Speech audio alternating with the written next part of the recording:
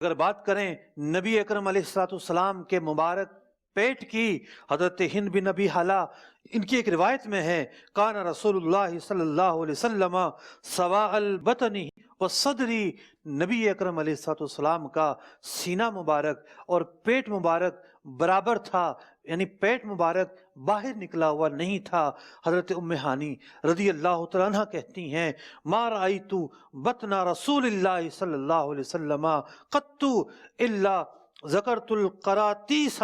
المسنیۃ بعضها علی بعض، میں نے نبی اکرم علیہ السلام کے مبارک بطن کو، آپ کے پیٹ اتھر کو، شکم مبارک کو جب بھی دیکھا تو مجھے یوں محسوس ہوا کہ کاغذ تہ در تہ رکھے ہوئے ہیں، یعنی شکم اتھر کی جو کیفیت تھی، اس کا جو جسم سے لگا ہونا تھا، یہ اس تعلق سے تخیل بیان ہو رہا ہے کہ جب بھی میں نے نبی اکرم علیہ السلام کے شکم اتھر کو دیکھا تو یوں لگا کہ کاغذ جو ہے وہ تہ در تہ رکھے ہوں۔ حضرت علی المرتضیٰ کرم اللہ وجہہ الکریم سے ہے کہ فرماتے ہیں، کان لہ صلی اللہ علیہ وسلم شعر من لبتہ الی سرتہ،